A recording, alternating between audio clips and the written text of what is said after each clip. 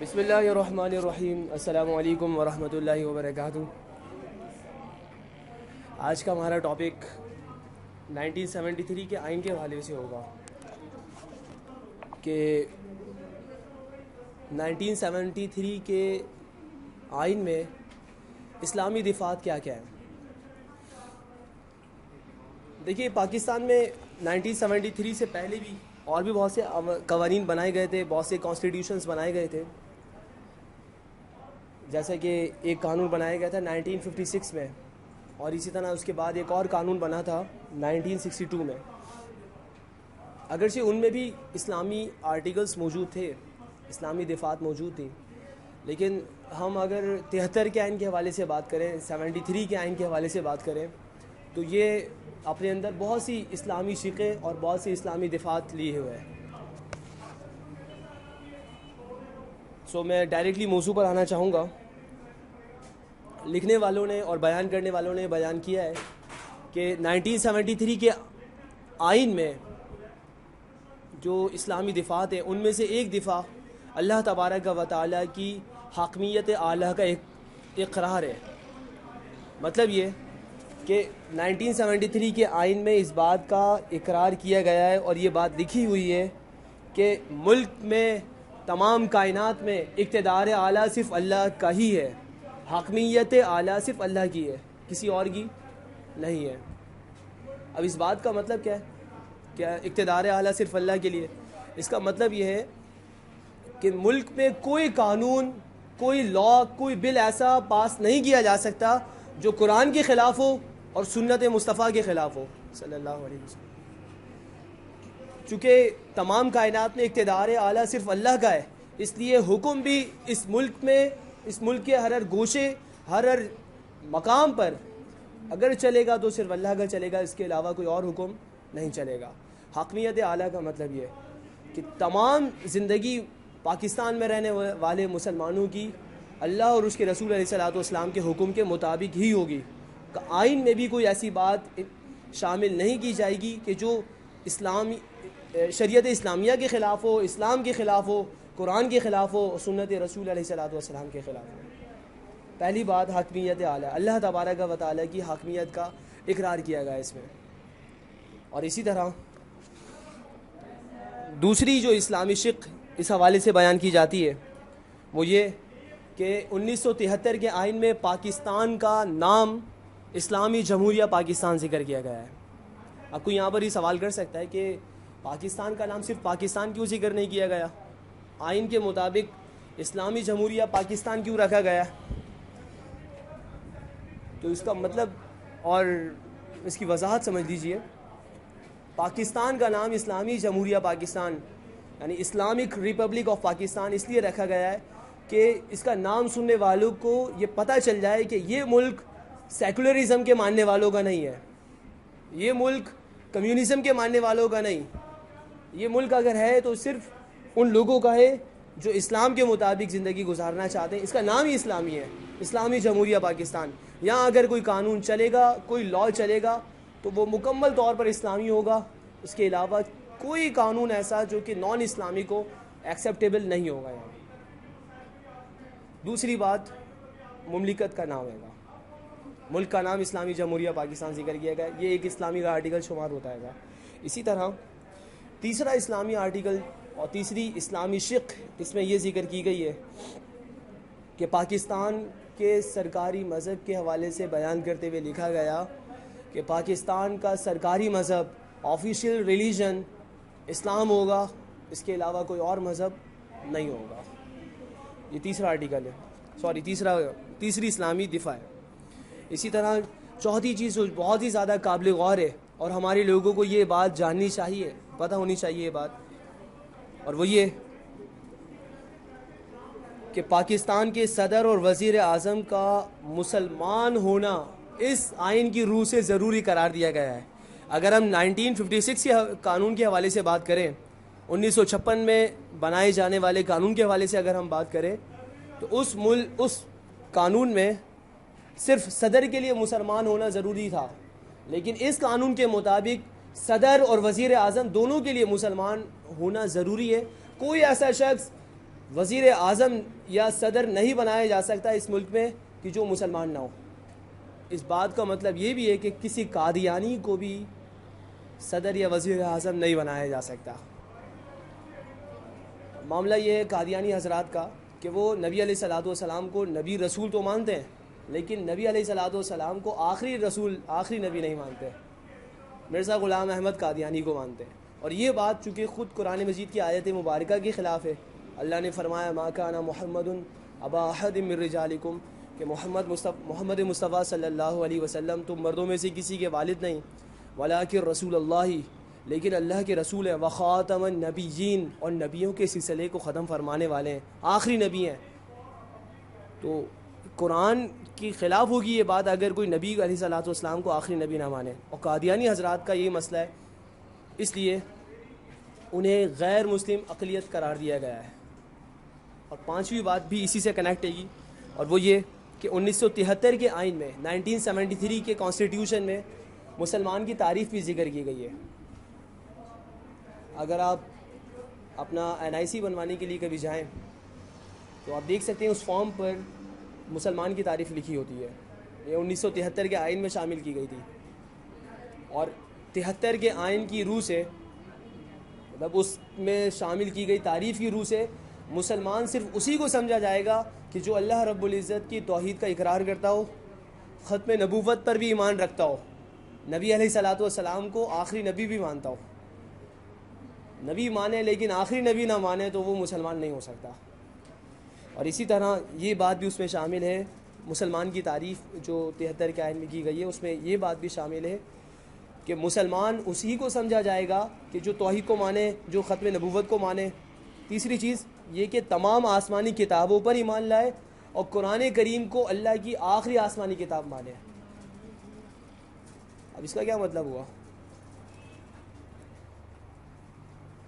قرآن کریم کو آخری کتاب ماننے کا کیا مطلب ہوا؟ مطلب یہ ہے کہ چونکہ اب نبوت کا دروازہ تو بند ہو چکا ہے، نبوت اور رسالت ختم ہو چکی ہے. اب نہ کسی نبی کو آنا ہے، نہ کسی رسول کو آنا ہے، اور کتاب نازل نبیوں پر، رسولوں پر ہی ہوتی ہے، رسولوں پر ہی کتاب نازل ہوتی ہے. اب اگر کوئی شخص نبی علیہ الصلوۃ والسلام کے علاوہ کسی کو نبی رسول مانے گا، اس کا مطلب یہ ہے کہ پھر وہ یہ بھی مانے گا کہ ان پر کتاب بھی نازل ہوئی. لہٰذا یہ عقیدہ رکھنا لازمی ہے ایک مسلمان کے لیے کہ وہ حضور علیہ الصلوۃ والسلام کو اللہ کا آخری نبی مانے، اور آپ کے بعد کسی اور نازل ہونے والی کتاب پر اس کا ایمان نہ ہو. سورہ بقرہ ابتدا جہاں سے ہوئی ہے اگر اس کو آپ دیکھ لیں، ذالک الکتاب لا ریب فیہ ھدی للمتقین الذین یؤمنون بالغیب ویقیمون الصلاۃ ومما رزقناہم ینفقون. مومنین متقین کی صفات اللہ تعالیٰ وہاں بیان فرما رہا ہے. آگے فرمایا والذین یؤمنون، مومن کون ہے، متقی کون ہے؟ والذین، وہ لوگ، یؤمنون، جو ایمان لاتے ہیں، بما انزل الیک، پیارے اس پر ایمان لاتے ہیں جو ہم نے آپ پر نازل کیا، وما انزل من قبلک، اور جو آپ سے پہلے نازل کیا گیا. یہاں آگے اس بات کا ذکر ہی نہیں ہے کہ وہ اس پر بھی ایمان لائیں گے کہ جو آپ کے بعد نازل ہو، چونکہ اللہ نے تو کچھ نازل کرنا ہی نہیں تھا، اس لیے بیان فرما دیا کہ متقی مومن صرف وہی ہے کہ جو آپ پر نازل ہونے والی کتاب پر ایمان رکھے اور آپ سے پہلے نازل ہونے والی کتاب پر. آپ کے بعد تو چونکہ کچھ اور نازل کرنا ہی نہیں تھا اس لیے اس کا بیان ہی نہیں ہے. آئین کی روح سے بھی یہی بات پوری تعریف میں ذکر کی گئی ہے کہ مسلمان اسی کو سمجھا جائے گا جو نبی علیہ الصلوۃ والسلام کی ختم نبوت کا اقرار کرے اور آپ پر نازل ہونے والی کتاب کو آخری کتاب مانے. اور اسی طرح یہ بات بھی اس تعریف میں شامل ہے کہ قرآن پاک اور سنت رسول صلی اللہ علیہ وسلم کی تعلیمات پر مکمل اس کا ایمان بھی ہو، ہر آیت اور ہر حدیث کو وہ مانے جو نبی نے ہم تک پہنچا دی. اسی طرح چھٹا جو اسلامی آرٹیکل اس حوالے سے شمار کیا جاتا ہے وہ یہ کہ 1973 کے آئین کی دفعہ 227 میں یہ بات ذکر کی گئی ہے کہ اس ملک میں کوئی قانون ایسا نافذ کیا ہی نہیں جا سکتا جو قرآن کے خلاف ہو، جو سنت رسول علیہ الصلوۃ والسلام کے خلاف ہو. دیکھیں حاکمیت اعلیٰ میں اس کا ذکر آ گیا تھا لیکن اس بات کی الگ سے وضاحت بھی کی گئی ہے.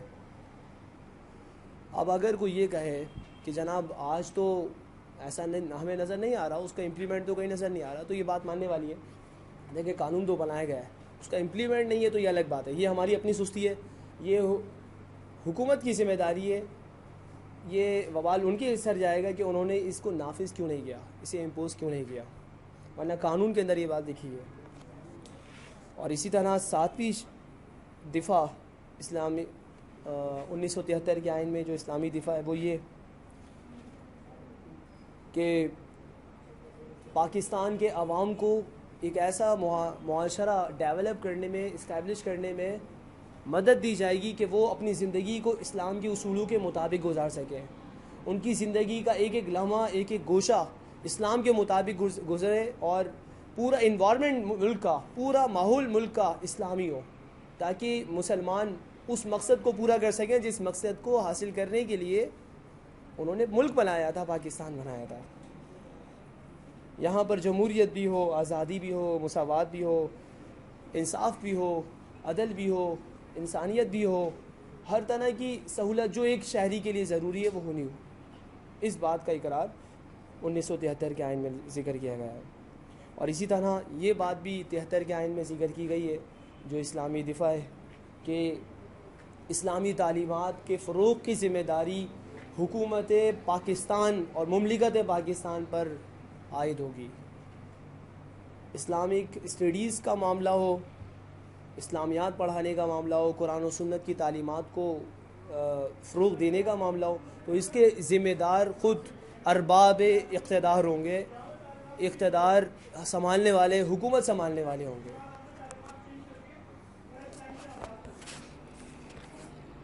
اور اسی طرح اس آئین میں اس بات کا بھی ذکر کیا گیا ہے کہ مساجد، زکوٰۃ، اوقاف، اس طرح کا جتنا بھی معاملہ ہے، ان کو، اس سسٹم کو رن کرنے کی ذمہ داری بھی حکومت پاکستان پر عائد ہوگی کہ مساجد کا معاملہ وہ صحیح کرنا چاہیں، اس سسٹم کو چلانا چاہیں، اوقاف کا معاملہ، زکوٰۃ کی ادائیگی کا معاملہ کہ عوام الناس سے زکوٰۃ کلیکٹ کر کے غرباء تک، مساکین تک، جو مستحقین زکوٰۃ ہیں ان تک پہنچائیں۔ اس بات کی ذمہ داری بھی حکومت اسلامیہ، حکومت پاکستان پر عائد ہوگی۔ اسی طرح اسلامی کا دفاع کے حوالے سے اگر ہم بات کریں 1973 کے آئین کی، تو اس میں یہ بات بھی ذکر کی گئی ہے کہ ملک میں اسلامی اقدار کا تحفظ بھی کیا جائے گا۔ کیا مطلب اس بات کا؟ مطلب اس بات کا یہ، اس میں یہ آرٹیکلز موجود ہیں، مطلب یہ اس بات کا کہ پسماندہ علاقوں کی ترقی کے اقدامات کرنا حکومت پاکستان پر لازمی ہوگا۔ وہ علاقے جو ابھی تک ڈیولپ نہیں ہو سکے اور اسٹیبلش نہیں ہو سکے، انہیں اسٹیبلش کرنا، وہاں ترقی پہنچانا، بجلی نہیں ہو تو بجلی پہنچانا، گیس نہ ہو، پانی نہ ہو، ہر طرح کی سہولت جو انسانی زندگی کے لیے ضروری ہے وہ وہاں تک پہنچانا حکومت اسلامیہ کی ذمہ داری، حکومت پاکستان کی ذمہ داری ہوگی۔ اور اسی طرح یہ بات بھی 73 کے آئین میں شامل ہے کہ جہالت کو ختم کرنے کے لیے اور تعلیم کے فروغ کے لیے اور ملک میں لٹریسی ریٹ کو بڑھانے کے لیے ہر ممکن کوشش کرنا حکومت پاکستان پر، صدر پاکستان پر اور وزیر اعظم پاکستان پر لازمی ہوگا۔ اور اسی طرح وہ لوگ کہ جنہیں ایک وقت کی روٹی نصیب نہیں ہوتی، مشقت اٹھانا پڑتی ہے، ان تک وسائل پہنچانا اور ان کی فلاح کے لیے کام کرنا حکومت پاکستان کی ذمہ داری ہوگی۔ یہ بات 73 کے آئین میں لکھی ہے۔ لیکن آج آپ دیکھ سکتے ہیں کہ وہ لوگ جو بیچارے دہشت گردی کی وجہ سے، فرقہ واریت کی وجہ سے ظلم کی آگ میں جل رہے ہیں، جن تک آج تک جہاں پر وسائل نہیں پہنچے، اس حوالے سے آج سوچا بھی نہیں جا رہا۔ آج غریب انسان اگر ہاسپٹل جانا چاہے تو ہاسپٹل میں کوئی علاج کرنے والا نہیں ہے اس کا، تعلیمی اداروں میں جائے تو کوئی تعلیم دینے والا نہیں ہے، مر جائے تو قبرستان میں دفنانے والا کوئی نہیں ہے۔ یہ 73 کے آئین کا ہم نے بڑا ایک لازمی اہتمام کیا ہے اس کے نفاذ کا۔ آج اپنے ہی ہاتھوں سے ہم نے اس کو روندا ہے گا، جبکہ یہ ساری باتیں 73 کے آئین میں شامل ہیں۔ اسی طرح 73 کے آئین میں 1973 کے کانسٹیٹیوشن میں اسلامک آرٹیکلز یہ بھی شامل ہیں کہ ہر وہ چیز اور ہر وہ برائی جو سوسائٹی کو تباہ و برباد کر رہی ہے اس کو ختم کرنا، چاہے وہ نشہ آور چیزیں کیوں نہ ہوں، چاہے وہ غلط لٹریچر ہی کیوں نہ ہو، ہر طرح کی چیزیں کہ جو ملک کے لوگوں کو برباد کر رہی ہیں، آنے والی نیو جنریشن کو ختم کر رہی ہیں، ان کے ٹیلنٹ کو غلط جگہ یوز کر رہی ہیں، اس کو ختم کرنا، ان کو بلاک کرنا حکومت پاکستان کی ذمہ داری ہے۔ اور اسی طرح 73 کے آئین میں یہ بات بھی شامل ہے کہ وہ لوگ جو کہ مائنورٹی میں اس ملک میں اقلیت میں، چاہے وہ ہندو ہوں، چاہے وہ سکھ ہوں، چاہے وہ یہودی ہوں یا کسی اور مذہب کے ماننے والے ہوں، انہیں مناسب نمائندگی دینا اور انہیں وسائل مہیا کرنا، تعلیم ہو، صحت ہو، خواہ کچھ بھی ہو، جو ایک عام شہری کی ذمہ داری ہے کہ اس کے حقوق ہیں، یہ بات بھی حکومت پاکستان پر لازمی ہوگی۔ اقلیتوں کو ملازمتیں دینا، جابز دینا، جابز کی اپارچونیٹیز ان تک پہنچانا، پرووائڈ کرنا، یہ بھی حکومت کی ذمہ داری ہے۔ اور اسی طرح 73 کے آئین کی روح سے سود کا مکمل طور پر خاتمہ کرنا حکومت پاکستان کی ذمہ داری ہے۔ بالکل نہیں ہوا۔ اکنامیکل سسٹم کو ہم دیکھیں تو آج بھی وہی سلسلہ چلا آ رہا ہے گا، بینکنگ سسٹم کو دیکھیں تو اس حوالے سے بھی آج بھی کوئی اتنا خاص اہتمام نہیں کیا گیا۔ ہاں، اس حوالے سے میں ایک بات یہ ضرور ذکر کرنا چاہوں گا، اسلامک بینکنگ کے سسٹم کو ڈیولپ کرنے کے حوالے سے کام سامنے آ تو رہا ہے، لیکن اس حوالے سے بھی ابھی بھی عوام الناس شکوک میں مبتلا ہے کہ نہیں پتہ کہ یہ مکمل طور پر اسلامک بینکنگ ہے یا نہیں ہے۔ اس بات کا بہرحال جواب انہی کو دینا ہے جو کہ اس حوالے سے کر رہے ہیں، میں اس حوالے سے کوئی اور کمنٹ نہیں کرنا چاہوں گا۔ اور یہ بات بھی پاکستان کے کانسٹیٹیوشن میں شامل ہے کہ وہ لوگ جو صوبائی اسمبلیوں کے ممبر ہوں یا قومی اسمبلیوں کے ممبر ہوں، ایم این اے ہوں یا ایم پی ہوں، ان کا ملک کا وفادار ہونے کے ساتھ ساتھ شریعت کا پابند ہونا بھی ضروری ہے۔ وہ لوگ جو کہ قومی اسمبلی میں ممبر بننے جا رہے ہیں یا صوبائی اسمبلی میں ممبر بننے جا رہے ہیں، ان کا اسلامی تعلیمات کا پابند ہونا، متقی پرہیزگار ہونا، فاسق و فاجر نہ ہونا بھی لازمی ہے۔ لیکن آپ دیکھ سکتے ہیں کہ ہمارے ہاں آج وہ لوگ بھی M N A M P A تو آپ دور کی چھوڑیں، ان باتوں کو تو ایک سائڈ پر رکھیں، وہ تو وزراء تک بن گئے جنہیں کل اللہ نہیں آ رہی ہوتی ہے۔ میں بس اتنا کہنا چاہتا ہوں کہ اس آئین کی دفاع پر کہ جو اسمبلیوں کے ممبران ہیں انہیں شریعت کا پابند ہونا ضروری ہے، اس پر عمل کرنا چاہیے۔ یہ دفاع ایسی پڑھنے کے لیے نہیں لکھی بلکہ اس پر عمل بھی ہونا چاہیے۔ اور اسی طرح وفاقی شرعی عدالت کا قیام بھی 1973 کے آئین کی ایک اہم اسلامی دفاع ہے۔ اس حوالے سے ذکر کیا گیا ہے کہ ملک میں کوئی بھی قانون جو غیر شرعی ہو، نان اسلامک آئین ہو، ان کو وفاقی اسلامی عدالت کا فرض بنتا ہے کہ انہیں مکمل طور پر اسلامی بنائیں اور ہر طرح کے غیر اسلامی قوانین کو ختم کریں۔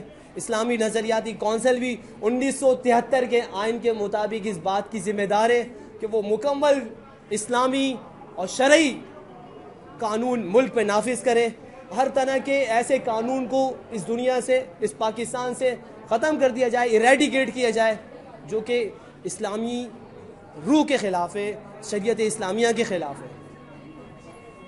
اور آخری بات اس حوالے سے میں ذکر کرنا چاہوں گا وہ یہ کہ 73 کے آئین کے مطابق پاکستان اس بات کا پابند ہوگا، شریعت نے پابند کیا ہے، 73 کے آئین میں اس بات کو نقل کر دیا گیا کہ ملک کو ہمارے ملک کو ہر اس ملک سے اچھے تعلقات قائم رکھنے جو اسلامی ملک کاؤنٹ ہوتا ہے گا۔ دنیا کے اطراف و اکناف میں جتنے اسلامی ممالک ہیں ان سے اچھے تعلقات قائم کرنا، اخوت کی بنیاد پر، مساوات کی بنیاد پر، بھائی چارگی کی بنیاد پر، تمام اسلامک ایتھکس اور ویلیوز کی بنیاد پر ایسے تعلقات سسٹین کرنا اسلامی حکومت پاکستان کی ذمہ داری ہوگی۔ یہ تھے وہ اہم اسلامی قوانین جو کہ اس حوالے سے میں ذکر کرنا چاہتا تھا۔ لائک بھی ضرور کیجیے گا اور کمنٹ میں آپ ضرور بتائیں کہ آپ کو یہ کیسا لگا۔ آپ کی رائے کی ہماری نظر میں بہت ویلیو ہے۔ امید ہے کہ آپ علم پھیلانے میں ہمارا ساتھ دیں گے۔ السلام علیکم ورحمۃ اللہ وبرکاتہ۔